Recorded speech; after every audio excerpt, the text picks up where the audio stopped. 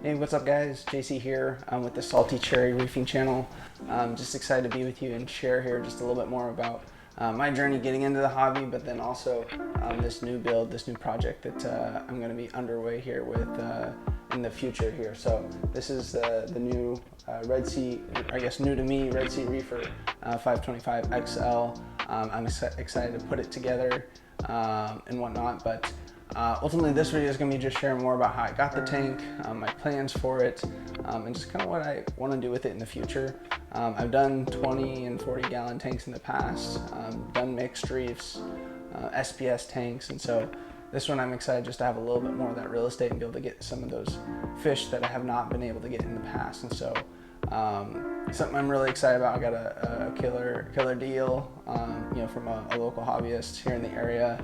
And I'm going to share more about the equipment that I'm going to be using and different things of the sorts as we get going and going forward. But as far as getting this tank, essentially it was already set up with water, had some coral and a handful of fish in there when I purchased it. And my plan when I got a tank wasn't to get it going and get wet right away, because I still have like a little bit of a plan as far as like how I want to get there. But ultimately, how that process went about, since I wasn't going to be able to keep all the fish and the coral that was already in there, and it wasn't a lot of coral, it was more softies and just some things that had survived. There was a bunch of nuisance algae, there was a bunch of green hair algae and bryopsis on the rocks, and so I'm also going to share a video kind of talking about how I'm going to clean those. I have them underwater still.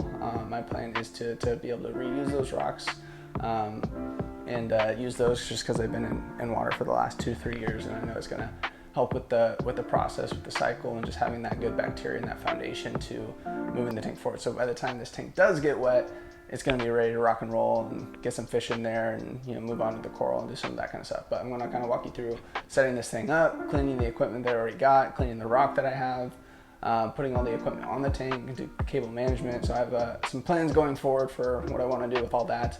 So definitely stay tuned. But I got this tank local to me, like I said, filled with water. So I kind of had to have a little bit of a plan going into it when I was getting the tank. Because obviously, like I said, I wasn't going to be keeping all the fish. There was a couple of clowns in there, a pair of clowns that I did end up keeping, and I liked, and they were small enough for I can kind of set up a temporary tank, which I have a couple shorts on that so far, and I'll include some videos. But I have that going for them right now, just to kind of temporarily house them until this is set up and ready to go for them, and whatnot going forward in the future. But the rest of the coral and the fish, I brought down to a local shop. They were able to take it for me, no problems. And so that whole process started with taking out the water of the tank, and then the rocks, getting them in, put them in a big garbage bin, filled that up with water.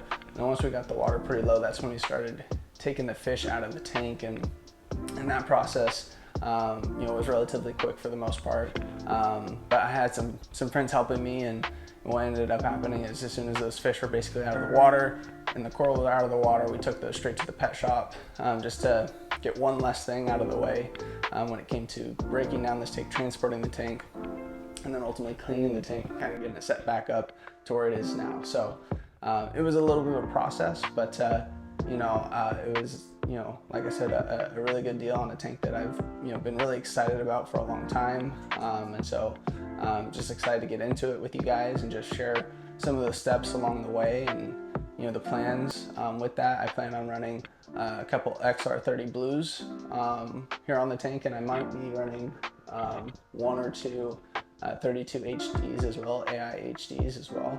A Red Sea Reefer Matte, and I have a few different skimmers that I have kind of the choice of right now that I'm still deciding on. But I'm going to kind of walk you through all that, show you how I set it up, and all that going forward. But I also want to kind of share with you some of the clips and things through that process, because I think it's going to be of value if you're just getting into the hobby, or if you've been around and you're just looking to kind of inspire yourself to get back into it for yourself. Hopefully these videos, these shorts, these things that we're doing here on this channel can be that for you, and that's something that I'm excited about. Previously when I've had fish tanks, I've never had kids, and it's been cool so far. I have a 2.5-year-old, and you know, just seeing him with the clownfish and wanting to feed him and watching him and stuff has been, you know, kind of cool and special to be able to kind of share in some of those moments and experiences with him. So that's another thing I think this time around, setting up this tank is going to be a little different and exciting for me. Is just, you know, being able to be more engaged with my family and teach and share some things with my son that, you know, that we can kind of share some interest in and whatnot as well. But, you know, I'm going to continue to kind of upload videos as we go, as things progress. And, you know, there's going to be more and more content, but I already have some ideas and things in place to kind of put out there. But ultimately just want to kind of get this video out there and just share, you know, what that whole process ultimately looked like. And it was kind of laid out like I already shared. So once we broke down the tank and, you know, took the fish to the pet shop, you know, we brought all the equipment and tank back to our home. And that's where I spent basically the next day cleaning the sump. I used a vinegar water solution to really get in there and work on some of those things. I did bulk portions of the cleaning. I still want to get back in there and do a little bit more cleaning before I get all the plumbing set back up and those things. So ultimately got most of the heavy algae and stuff that was on the tank and the glass off.